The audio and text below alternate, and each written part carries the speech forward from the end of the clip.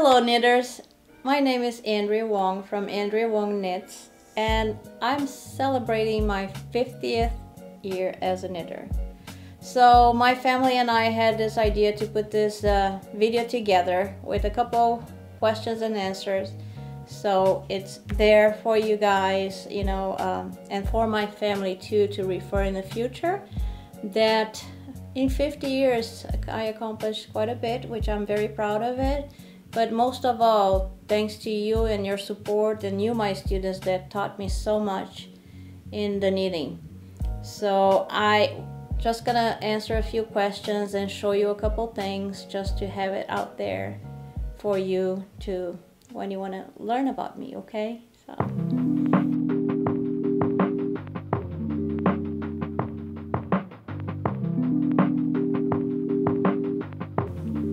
So I learned how to knit. I was 7 years old, about 7 years old, and I remember asking my mom. My mom was constantly knitting, and I asked my mom to teach me how to.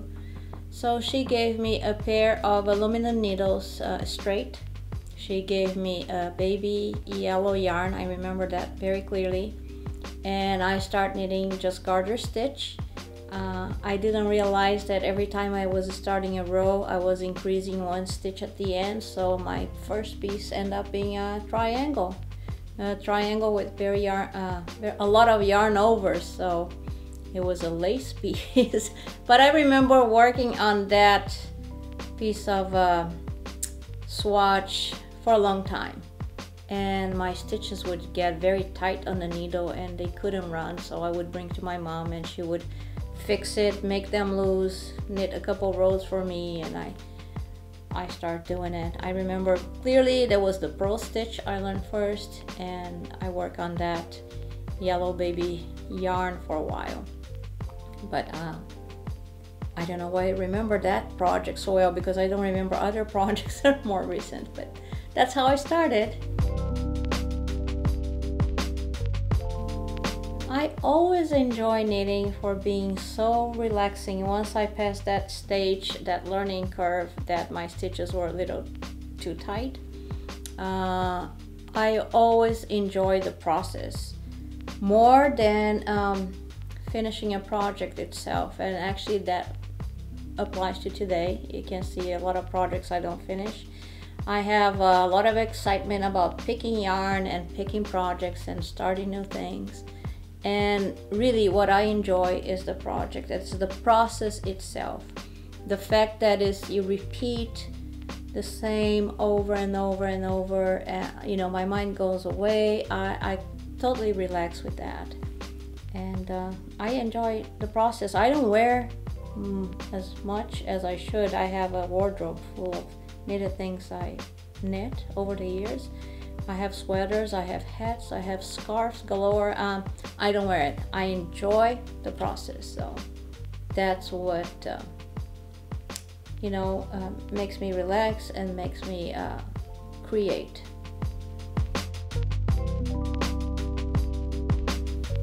Inspiration for my knitting is everywhere. Mostly on finished projects from other knitters, from designers. I follow a lot of designers. I don't design myself except for samples for my classes, which are pretty much to the point of what I want to teach. But yes, a lot of designers inspire me. Nature inspire me, color works, and as you can see, I have a bookshelf full of knitting books. I love my books. I usually go to bed with a book or two, and I keep flipping the pages before I go to sleep.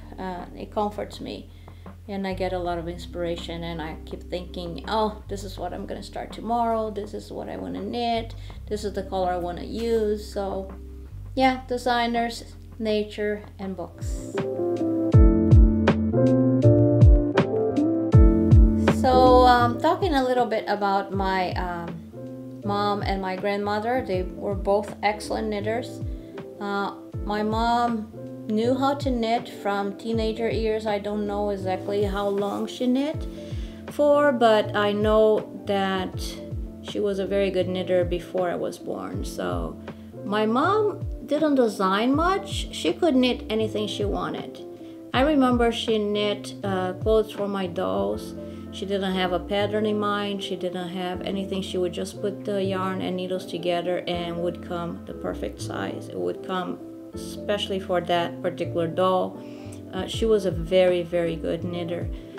She didn't design her patterns, even though she would put patterns together.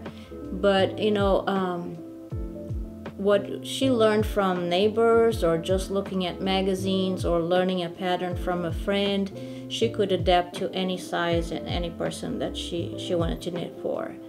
Like I said, my grandma was also a knitter. I didn't spend a lot of time in my early years with my grandmother, but later on I got to live with her and spend time with her. She was a beautiful knitter. I remember she used to carry her knitting projects inside a white pillowcase because she would like to keep her knitting very nice and clean and organized. So she would sit down, open that pillowcase in her lap, and start knitting and then put away for the day very carefully, like it was a piece from a museum. You know, she almost didn't touch the piece. She washed her hands. Beautiful, fine, little gauge knitting. She did a lot of baby stuff, socks, and actually I have a couple things that she knit for my children. I have things that I cherish forever from my mom and from my grandmother.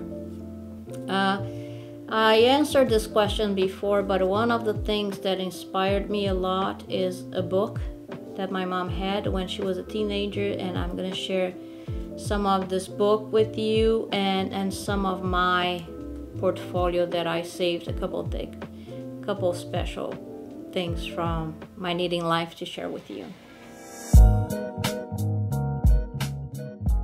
Okay, so one of the things I want to share with you is this book.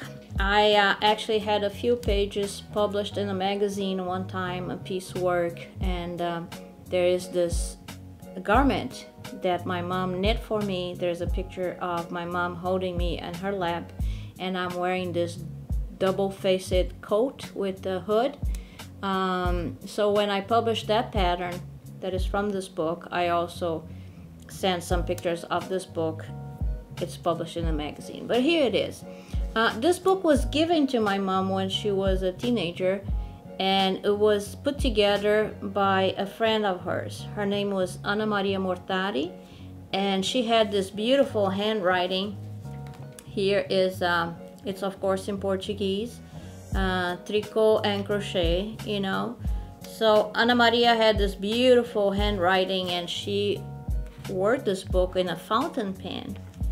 And so my mom, when Ana Maria decided to, you know, rewrite this book in a better way, my mom inherited this book, and she treasured, and I treasured too. Here are my mom's handwriting, and she says, "This is very pretty. Yes, knit this one," you know. So over the years she collected, and she made several pieces from this book for me, and many gifts for the family. Everything we own, I think it came from this book. Over the years, Ana Maria collected, and my mom ended up knitting from here and adding some more. So yes, knit this one, knit this one. So I don't know where those patterns come from. Maybe some come from a magazine, and I know a lot of them would come from word of mouth. You learn from your neighbor, you write it down, and you keep passing, okay? So yes, a lot of those patterns are here, and I cherish this book. Let's see if I find something here that my mom added, because yeah, there you go, some newspaper. I wish they had a date here to share with you, but no. I know this book is older than I am, so it's at least 60 years old. My mom put those, I asked her before she got sick that she would mark a couple of things that she loved the most, and she did. So maybe one day I can knit. This is the double-faced coat. I know she knit that, and I knit that again, and I published in a Piecework magazine. But here, this is my mom's actually. So later on, my mom started adding patterns. That's her handwriting. Unfortunately, it's in pencil. But here, this is my mom, her handwriting, and so on. And here in the back, there's a stitch library. Some stitches that they like it, they start adding. Maybe they cross the ones they didn't like it. I don't know. I just cherish this book very much because there's so much about them. They were very, very good friends, very close. They got married in the same month. They had kids in the same month, so they were very close. So over the years, that's where I learned a lot of my knitting. And thanks to you, again, my students that request me to start teaching, request me the classes, request me, you know, with you, I went into this knitting career and started developing my own way of teaching. Share Portuguese style knitting with the world that didn't know much about that. Naming Portuguese style of knitting when there was no name for it, you know, when people decided, like Max Wingson told me one day, you have to publish something about this. I've seen in books, but nowhere is explained, nowhere is shared. So she asked me to publish a DVD. I came home from that knitting camp. I was so excited. I was working in the local yarn shop here in Ohio. And in the local shop, I already started teaching people how to knit Portuguese style, but there was no name. And they were fascinating, including the owner of the shop, learned how to knit this style and never went back. She never went back to be an American knitter, and she started being my biggest advertiser. And in this local yarn shop, since there was no name, they started calling the style by my last name, Wong. I'm married to an American who has a Chinese father, you know, Chinese ancestry, and they start calling the Wong way of knitting. And when I came back from knitting camp and I put this DVD together, yes, I published my first DVD. I taught in many classes and used to be known as the Wong way of hand knitting. There was no name for it. So this DVD, this was put together in 2003. You can see a picture of myself a little younger here. And so that was the name.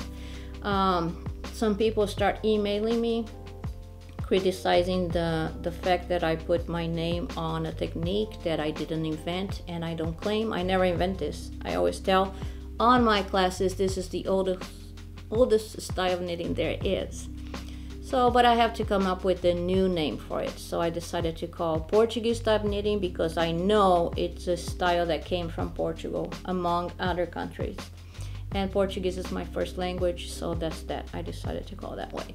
So in 2010, I actually wrote my first book. And here you have traditional Portuguese style knitting was the first idea. This was the first idea for my book. And later on, the final book came as this, Portuguese style knitting, history, traditions, and techniques, and it's the only book I published so far.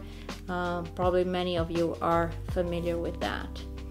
And here I want to share with you a little bit a portfolio that it's pretty much a picture album of pictures that I started collecting things over the years. When I first started knitting in this country, I put my things in Ohio State Fair. I got a couple ribbons for it. This is the postcard from when I decided to publish the DVD. This is a map. I hand painted the map that goes into my book. And here Jim Moss wrote about me on a magazine. So just little things that came here and there about me, and I decided to collect.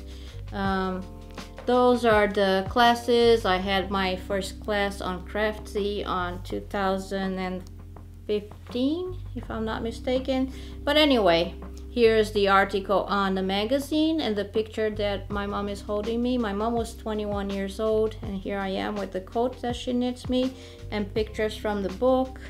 This is another article I published about Portuguese socks. Yeah, so I just collected over the years. Those are the first pictures my husband took from me, and this is way before year 2000. Black and white. We were thinking about just putting a class together, And let's see what else. And then I start taking pictures with my teachers, because they were people that taught me so much. I have Donna Kay, I have my knitter friend that we travel all over the world together for knitting trips. Here we are in Russia. This is in Shetland. These are my students in the local shop that I used to work. And this is Helen Heyman. She teaches Peruvian knitting. Vivian Hawksbro, Terry Shee, you know, so many. Here's Galina, Megs Winston, and so on. Here are some of my projects. I start taking pictures over the years and I collected them. So many things, so many people came into my life. So many wonderful knitters that taught me so much. And friends, this is a mother of a friend. He used to raise alpacas, and he asked me to knit a sweater with his alpaca yarn to his mother, so I did that. It's a life. Oh, I did, forgot about that. I knit a wedding dress one time for this lady. She was my student, and she asked me to knit her wedding dress. Wow, what a responsibility, right? And I did. The crazy thing is yes, I did. And I knit this top out of linen and Swarovski beads. It was a strapless top, and she loved it, which was even hard. So she took pictures and she sent it to me. Another craftsy class. This is on Peruvian knitting. And again, I didn't even finish my portfolio putting together, but those are classes and designs that over the years made my life, and some magazines with published articles and things. So again, from passion it became a career, it became a part of who I am, and I'm very thankful for that opportunity.